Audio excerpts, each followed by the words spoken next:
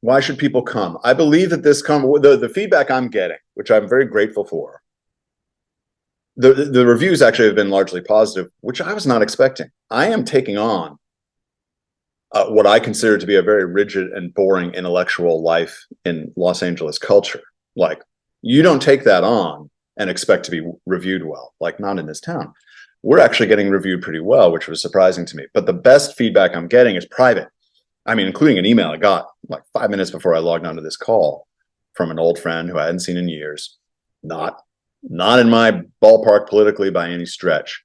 And that's what's fun, is that they're writing and they're saying, man, I'm still thinking about your play. 10 days later, I'm still talking to my wife about your play. I'm going to come back and bring some friends. You know, people are bringing people, they're sending people to the play. They want to tell their friends about it so that they see it, so that they can have a conversation about it. And I think that is what theater should do, man. Like, theater shouldn't be pandering to the easiest. One guy emailed me, as a TV writer, actually, talented one. And he said, when people write these plays about whatever the current moral supposed dilemma is, tolerance for this person, that race, this orientation, whatever, and it's a play about, the safest stuff that you can argue in liberal culture these days. He called it bravery on the cheap. He says it's like taking a brave stand against crib death. You're not risking anything. And what he appreciated is you're risking everything to say what you're saying in this play. And he says that's what theater should do. And so why should people see the play? Because I don't think you're going to hear what is being talked about here anywhere else. And I'm not trying to say that as some egotistical thing, like only I could possibly. At this moment, I haven't seen it. I'm not hearing it. I haven't heard about it. A play that is talking about these issues in this way, in a provocative way. It's called Outrage for a reason, but you're going to be fine. You're going to come out of intermission and you're going to be talking. You're going to come out at the end. You're going to be talking, thinking. And that's the feedback I'm getting privately and from people after the play. People are sticking to it. They're hanging around the theater. When you do enough of these things, you can tell, like, are people sticking or are they running? No, people are sticking outside the theater. They're talking. They want to meet me. They want to talk to the cast. And that's a good sign. So I think that's why you come. I'm Alan Barton. I'm the writer-director of the new play Outrage. And if you want to find out more about what's going on with Outrage, you'll listen to the rest of the interview. It's good. The idea for Outrage came to me in 2018. I was between projects. I had done a play called Disconnection, which was about Scientology, which I knew something about through various things that is too long a story for this format. But it was a serious play and I was taking it on and it was controversial and provocative and it was getting a lot of attention. But it was the tone was dramatic. Then immediately after that, I was sort of commissioned to write another play by someone who had seen Disconnection. And that play was was also kind of a nonfiction story about a doctor who was dying of cancer and he was processing his death in this very interesting way. And the New York Times wrote about it. And that's how this producer found out about it. And then he commissioned me to write it. And we were on this journey of interviewing and research and trying to get this thing just right. But man, these were serious topics. And I was yearning in that time around 2018 during that development process to be just kind of irreverent and funny, which I was with Engagement. And my play Years to the Day is much more kind of like whip smart, clever, funny dialogue, right? And I was missing that because I was kind of constrained by the nonfiction nature of these stories to get it right and to be serious. And you can't be glib about this stuff. You got to get it right. So I wanted to be funny. So I wrote at that time a play called Outrage. It was, again, kind of like what I was talking about with my first play, Engagement, a humorous excursion. I was like, a guy like me, straight white guy, middle-aged, trying to get through a single day in Los Angeles. I got 3 kids. The schools are crazy. The bureaucracy is nuts. The wokeness was kind of making me crazy. The political correctness over here. And it was kind of a sly, comedically oriented journey, like a day in the life of a guy like me. And I figured there are other guys like me, maybe not in Los Angeles as much, but around the country who probably could relate. And so I wrote that, and it was, again, kind of, I envisioned a 1-act, 80 minutes, something funny in and out. But then as I was conceiving of like producing or getting that mounted somehow, the other play, the cancer play, Circling, suddenly got a bit of traction. There was this opportunity. I could stage my own version of it. I could cast my actors. I could use my theater, because we have been doing just stage readings with highly professional people whose availability was this and that. And I was, again, kind of not as in control as I normally am. But the producer said, hey, why don't we, the two of us were like, how about if I mount it with my people, my theater, and we get a real version of this play that people can see. Workshop production. We won't charge money. We won't get reviews, but people can see it because they wanted to get this thing to New York, to Louisville, to Chicago. I mean, they were really serious about getting that play out there. And that happened. We opened February of 2020. Does that date sound familiar? We closed March 15 of 2020. Does that date sound familiar? We were the last, I'm pretty certain we were the last live performance in Los Angeles. I mean, people were running for the metaphorical and literal hills. They were battening down the hatches. They were locking themselves in. And there I was, like, doing my last production, my last night of this show. And thereafter, I found myself, first of all, the business got wiped out. I run an acting school. The Beverly Hills Playhouse was, by then, my operation. Milton had passed away years before. The business was wiped out overnight, gone.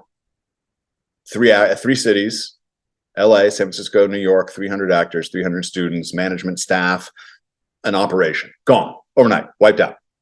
And that's 30 years of my life at that time. So I was reeling. I was really shaky because I didn't know if we'd be able to come back. Economically devastating. And then that summer, the George Floyd riots happened. And I found myself at the epicenter, unintentionally, of a mass, like a volcano of agitation, and then just hatred over Black Lives Matter and what was perceived to be my not saying enough, not doing enough to address those issues at that time. Now, from my angle, I was like, hey, listen, my 30 years of my adult life that was spent on this business, participating in it, learning it, being a protege of the guy who wrote it, ran it, and then taking it over and dealing with, that 30 years, that shot you've got at what you do with your life is gone. I'm trying to deal with that. I'm sorry. I'm not addressing this other thing because that's not my fight. My fight is my school right now, my business. It got shut down and I don't know what to do. Anyway, it was perceived I was being insensitive. If you remember that summer, things were very volatile, like just throw a match and you were going to just set off a conflagration. And that's what happened. I found myself at the sort of canceled. Some people took real umbrage at what they considered my lack of response. They lit a torch, a metaphorical torch, called me a racist, put it on social media. It started a firestorm of cancellation and acrimony. And you could have accused me of killing John F. Kennedy. You could have accused me of the Lincoln assassination, and it would have passed muster. Everyone was accusing me of everything. It was just this insane moment. Very shocking. Anyone who is listening to this who maybe has gone through a cancellation event, it is a shocking, unsettling, scary thing to go through. And it was a real test of friendships. A lot of friendships that did not pass the test at that moment for various reasons. Not saying right or wrong, just didn't pass the test, didn't pass what was needed at that moment. So it was this very shocking, alienating, crazy thing about which I could not write one word. People would say, like, gosh, are you going to be writing? I mean, you must be so, wow. Are you writing? I'm like, I'm not doing anything. I'm drinking, I'm walking the dog, and then I drink, and then I walk the dog.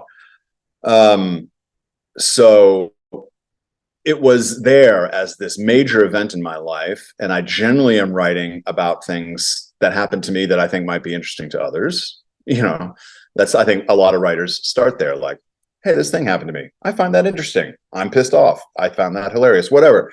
I talk to the student writers, and I say, hey, listen, what is moving your pen? What is the thing that is moving that pen across the page? Because it better have a point of view, and it better have something of you in it. But there better be a reason to move that pen, other than just that you think you can sell it as a pilot. Because that life won't mean as much as when you're moving it for a purpose. So certainly I had a reason to move a pen, but I couldn't do it because I was too close. and I was too pissed off, and I had to save the business, which I ended up being able to do in large measure. So anyway, this is a very long answer for which I apologize, but there's a lot going on here in terms of what Outrage became. So this 2018 glib thing about a guy like me goes through my day and it's like, hey, the school board, it's really bureaucratic and silly. That wasn't going to cut it anymore. Like, this thing had happened and I felt it had to be talked about, because not because of me, but because you can see it in society. People are being canceled. People are canceling their friends, their family, over Trump, over COVID, over masks, over vaccine, over just general agitation about, like, everything was so highly evaluated that if you didn't agree with me, you had to get out of my life. And I found that fascinating and dangerous and scary. And I thought, that's what I'm writing about. That's what Outrage is now. And I went back to the 2018 play. I cut out all the super glib stuff. And I realized the structure of it, like, it's my story. It's a guy who had a certain life in the arts and in theater and in LA, and gets canceled in this moment. And then act two are the ramifications of that. Like, the structure came to me. I just went, oh, that'll work. And then you start moving the pen.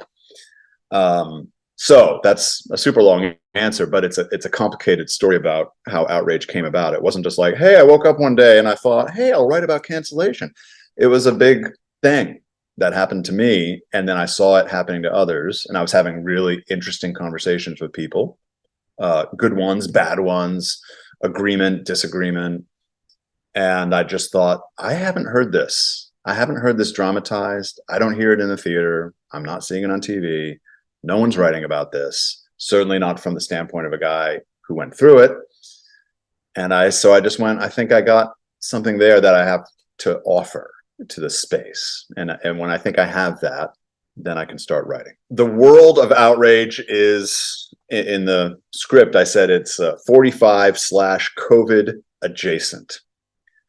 And the reason I did that is because I couldn't be locked to the timeline of 2020. Because, look, we were all locked down. So there was not a lot of people talking in person, which is not makes it tough to do a play. Like, there's a bunch of people and they're all locked in their rooms. Like, I don't want to do a play about that. Everyone was in their masks, and I don't want to do a play about people in masks. The events in terms of George Floyd, that is not an event that I felt could be argued about. Like, it was just too horrific and too clear. So I was like, I need to create a parallel world where these events can be arranged the way I want them to be. We don't have to name a president. We don't have to name anything. But it's a parallel world to contemporary Los Angeles, and that's where we are in the time range of 2020 to 2022. But the events are not actual calendar specific, like documentary style. I fabricated events and sequences so I could tell the story. The opening of Outrage is basically, again, a guy like me, an acting teacher, a writing teacher, and the smoke detectors in his house aren't working, which was in my original concept of Outrage, of it being like a whimsical, hey, try to get through your life. I had written this scene about the smoke detectors not working because my smoke detectors weren't working, and it was hilarious and, like, driving me nuts. I was like, there's a scene in there. I've never seen someone talk about this issue with the smoke detectors. So in this play, it's more of a metaphor for the events about to come. Like, the smoke detectors are failing. So what could that lead to? A fire inspection is alluded to. Just certain things to plant where we're heading. But it's a teacher, a writing and acting teacher, and he's delivering a critique, and a student has written a scene, and it's about how she was on a blind date with a guy who voted for the current president. I just call him the current president. And she can't believe it. It's insane. How could anyone in Los Angeles have voted for the current president? This man is such a monster.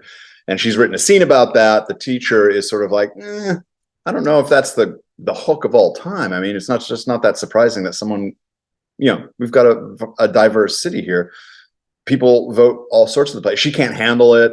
So it unfolds over a certain 72 hours, basically, of the class where he delivers this critique. The smoke detectors are not working at his house. Elaine is a friend of the student he's critiquing is a friend of his wife's. the three of them meet at the house about this critique, trying to solve it. And I created this kind of fugue that goes in and out of these realities to kind of unload a lot of basic information in a way that I thought was interesting and not too expositional. And that was dramatic. And it ends with this student, this friend, who's a college friend of his wife's, leaving and infuriated. Like, I can't be friends with you anymore. If you voted for this man, I cannot be friends. I can't be in your house. I'm out of here. See you later. And that's kind of where the play starts, is this moment of high agitation. People are losing it, and they're losing it in ways that we haven't seen before. Why is that happening? So then we go sort of through that day. You know, our lead goes to the theater. He runs a theater. The lighting board doesn't work.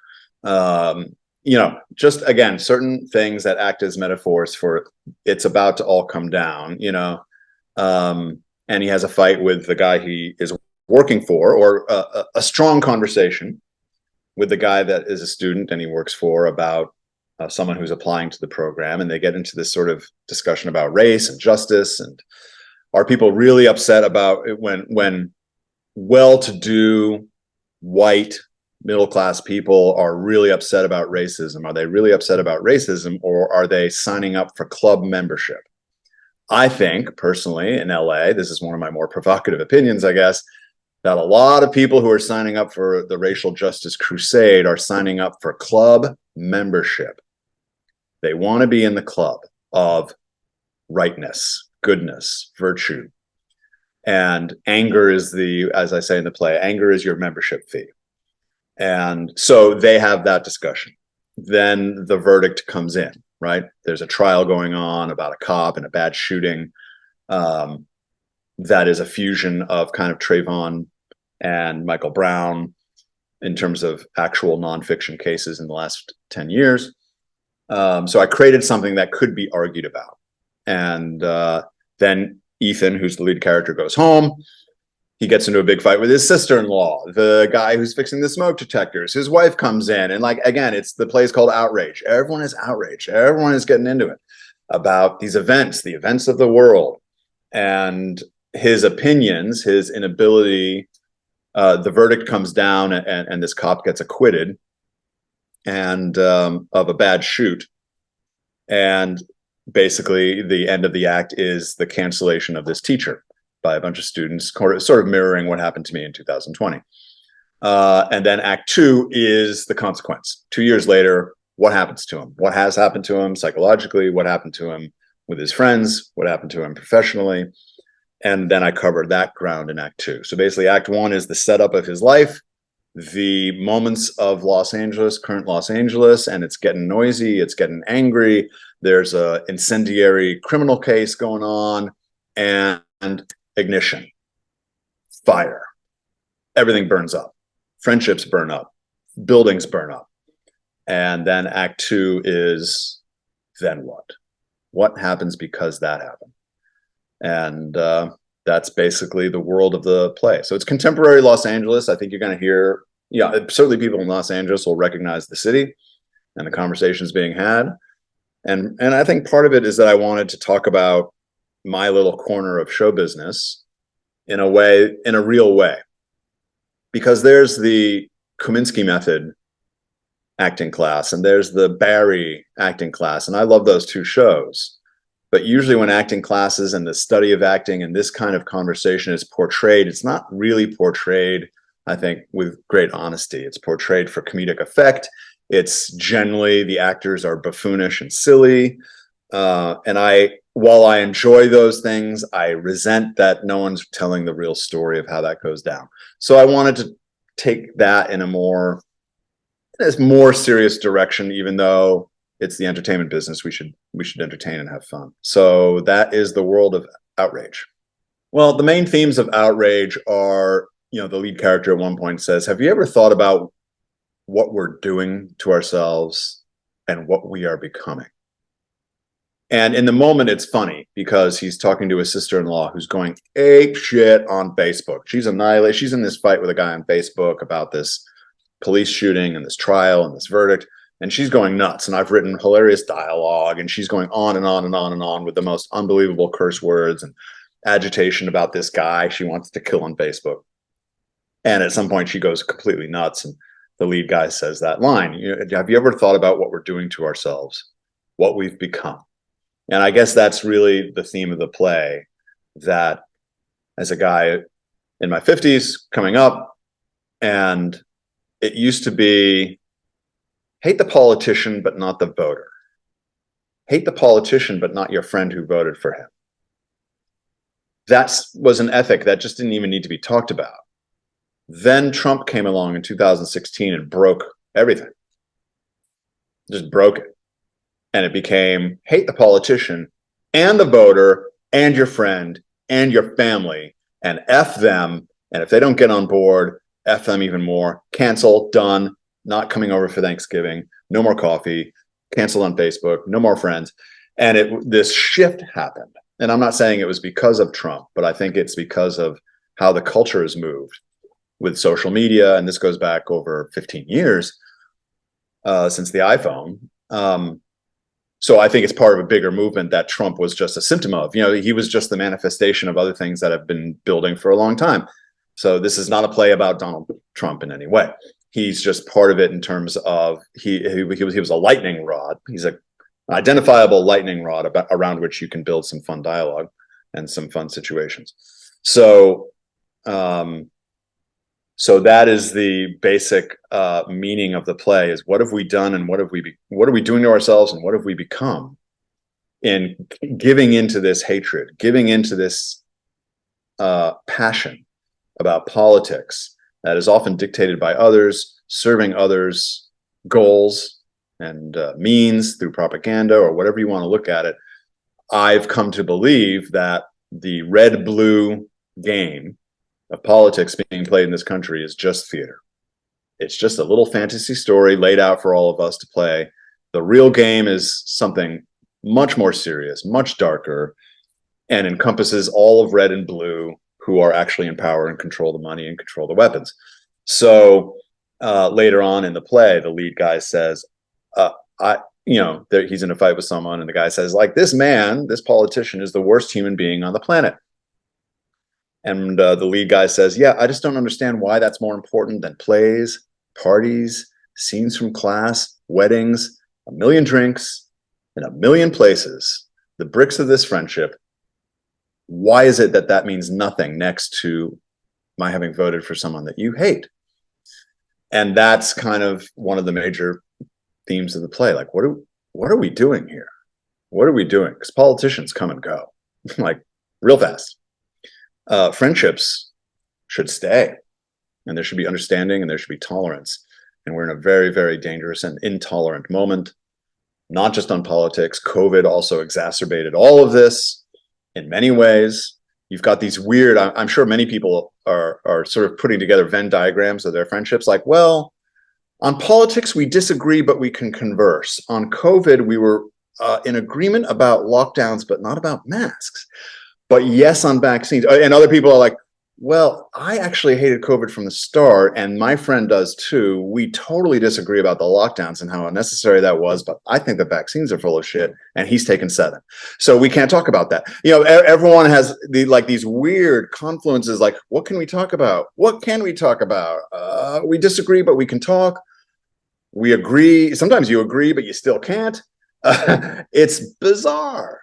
It's just, and you start to wonder whether it's a part of a big design, which is not what I'm writing about, but it's something you wonder as a person who's kind of grown up in a different, I felt like the country I grew up in was just much different than what it has been over the last 3 or 4 years. So that's essentially what I'm writing about. What I would want the audience to get out of my play, I took great pains, and I went through a lot of drafts, and I went through a lot of writing, and I went through a lot of drinking wine and walking my dog to make sure that everyone who expresses an opinion in this play, to the best of my ability, is expressing it with integrity.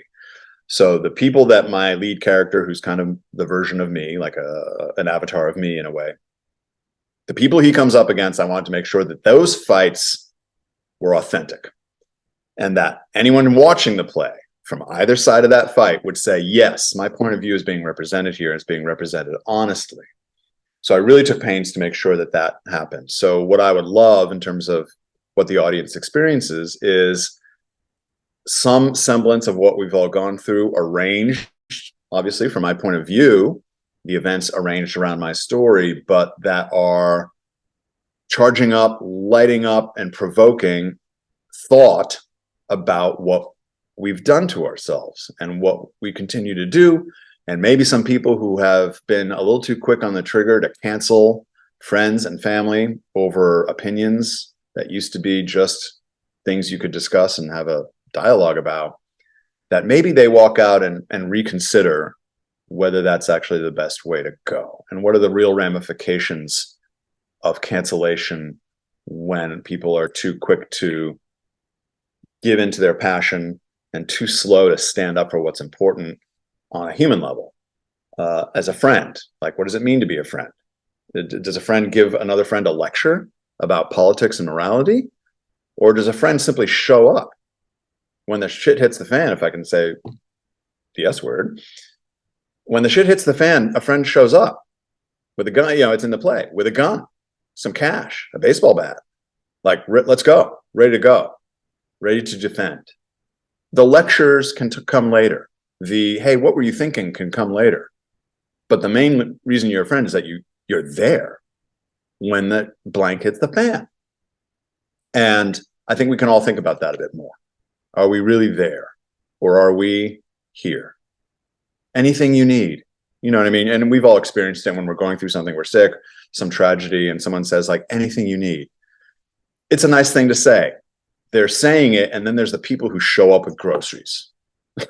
There's the people who show up at your door and say, hey, here's cash. I know you need it. Here it is. Accept it. See you later. Like, there's a difference there. And I guess I'm trying to advocate for a certain kind of relationship between people, and not one that's just conducted on social media and serving the moral virtue and the tribal membership. Because LA is kind of a tribal city, and I think people are giving up a lot to be a part of some of these tribes. So that's kind of what I'm writing. My name is Alan Barton. I am the writer and director of a new play called OUTRAGE, and I implore anyone to come out and hear a new conversation about what's going on in this world. It's not a conversation that you have heard in the theater. I can almost guarantee it. You haven't heard it on TV. Not the way we're talking about it down there with this show. Then I'd love to see you there.